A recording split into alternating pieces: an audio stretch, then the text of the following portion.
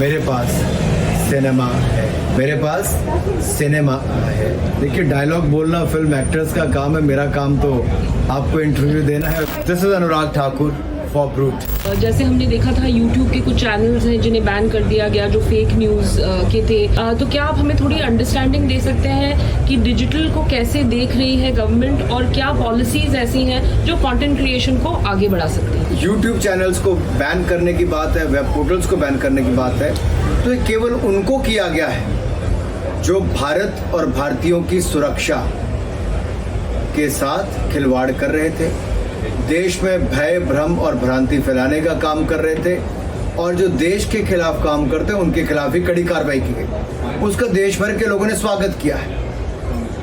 तो मुझे लगता है आप जैसे जो नए ऐसे प्लेटफॉर्म्स आए जहां एक और प्रयास आपने प्रिंट और इलेक्ट्रॉनिक मीडिया को एक नया चैलेंज खड़ा किया होगा, वहीं पर अगर कोई खराब बात करता है, भय भ्रम फैलाता है, झूठ फैलाता है, तो उससे कहीं कहीं आप लोगों की क्रेडिबिलिटी के ऊपर भी प्रश्न चिन्ह खड़े होने शुरू होते हैं। तो मुझे लगता है हर कोई प्रयास करता है कि फिल्टर हो ताकि जो गलत लोग हैं वो बाहर निकलें, जो देश के प्रति खिलाफ। डिजिटल एक ऐसा प्लेटफॉर्म है जहाँ नई इनोवेशंस हो रही, नए लोग आ रहे हैं, नई युवा पीढ़ी या कोई पुराना भी है, लेकिन अगर वो इनोवेशन करना चाहता है, टेक्नोलॉजी का उपयोग करना चाहता है, उसके पास प्लेटफॉर्म्स हैं। आज आप कोई बहुत बड़ा कैमरा लेके नहीं चल रही, आप अपने स्मार्टफोन के साथ मेरा इंटरव्यू कर रही हैं, करोड़ों लोगों तक पहुंचाने का काम करेंगे। ऐसे ही आज के युवा अपनी प्रतिभा को अपने फोन्स के माध्यम से शूट करके बहुत बड़े स्टार्स बने,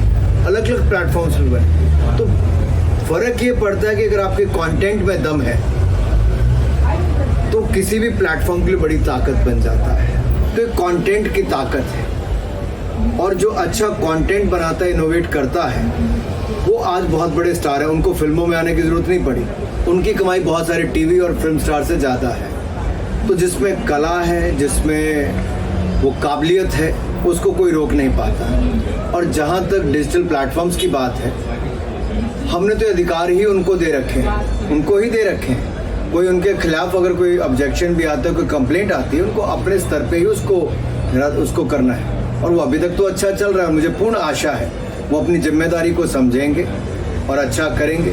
जो मैं आपसे समझ रही हूँ कि एक है गाइडलाइंस जो सेल्फ सेंसरशिप के लिए है, रिस्पॉन्सिबिलिटी है मीडिया की जो वो कहें, और दूसरा ये है कि कंटेंट क्रिएशन यंग पीपल जो कर रहे हैं उसके लिए बिल्कुल प्लेटफॉर्म तैयार है इंडिया में। मैं बड़ा स्पष्ट कर दूं आपको जी, सेल्फ रेगुलेशन हमने इसलिए की है और उन पर ही जिम्मेदारी दी है। You look at the print media, it's the press council of India which looks after that, right? Look at the television, the News Broadcasters Association and others, they look into that.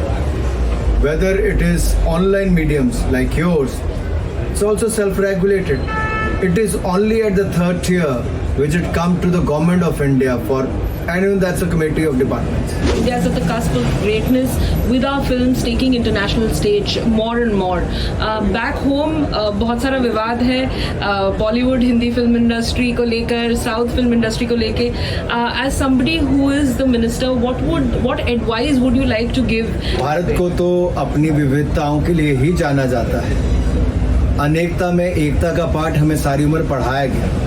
हर प्रांत की अपनी बोली, अपनी भाषाएं हैं और हम सब उसका मान सम्मान करते हैं। अगर आप इस साल की बड़ी 3 पिक्चर्स को देखेंगे, पुष्पा हो, RR हो, KGF हो, तो लोकल कंटेंट था, रीजनल कंटेंट था, लेकिन वो नेशनल और ग्लोबल बना है। कोई उसको रोक नहीं पाया। कोरियन फिल्म होगी या किसी और देश की होगी, आज वो सबटाइटल्स के साथ दुनिया भर के लोग देख रहे हैं। It's not the language which restricts today. It is a content which makes you reach out to the world and the world accepts that.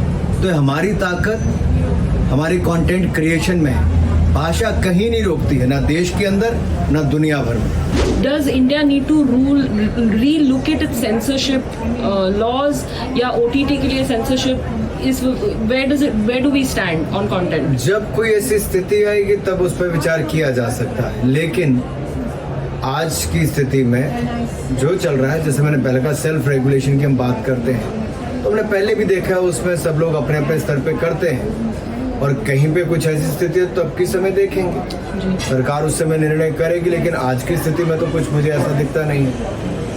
और जहाँ तक फिल्म सर्टिफिकेशन की बात है, आप पिछले कुछ वर्षों में देखिए कोई विवाद नहीं, बहुत शांतिपूर्वक सब कुछ चलता है। और यहाँ पे फिल्म सर्टिफिकेशन बोर्ड का काम किसी को डराना धमकाना सेंसर करना नहीं है, ये उनकी एक जिम्मेदारी है ताकि समाज के प्रति और जो उनको ठीक उचित लगता है जिससे समाज में कोई बुरा प्रभाव ना पड़े, लेकिन कहीं पे आपकी क्रिएटिविटी पर भी कोई प्रभाव ना पड़े, तो उसमें एक बैलेंस बना के रखने में बहुत सफल वो हुए। India is, the country of honor at Cannes. It's the first time that this honor has been bestowed on a country. For everybody back home, the young people back home, क्या आप हमें बता सकते हैं एक्चुअली इसका अस्तित्व क्या है? It's a great privilege and honor for India to be the first country who has been bestowed the country of honor by the Marshedu Film at Cannes Film Festival. This is the 75th year of independence. We are celebrating Azadi Ka Amrit Mahotsav. It's the 75th year of Cannes Film Festival and 75th year of Indo-French diplomatic ties. So what could be a better time and what could be a better venue and a festival to have this?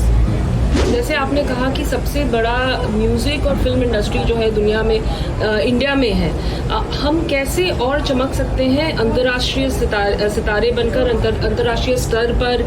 ऐसी कौन सी चीज़ें हैं film making में जो अब हमें करनी चाहिए और ओन करनी चाहिए? देखिए, पहली बात तो ये है कि आप फिल्म मेकिंग या कंटेंट क्रिएशन क्या कर रहे हैं, क्या लोकल मार्केट के लिए कर रहे हैं कि नेशनल या ग्लोबल?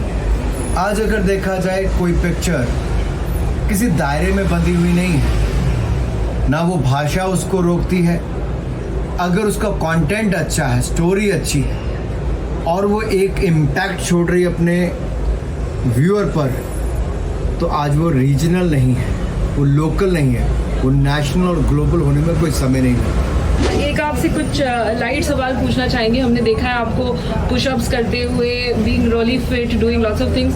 क्या कोई आपका एक फेवरेट फिल्म का डायलॉग है जो आप हमारे लिए बोल सकते हैं? देखिए, डायलॉग बोलना फिल्म एक्टर्स का काम है, मेरा काम तो आपको इंटरव्यू देना है। एक शशि कपूर का बहुत पॉपुलर डायलॉग है, मैं उसको थोड़ा सा ट्विक करके बोल देता हूँ। ओके। मेरे पास सिनेमा है, मेरे पास सिनेमा है। Anurag Thakur, thank you so very much for speaking to Boot and giving us your time today at Cannes. Thank you. Mogambo खुश हुआ।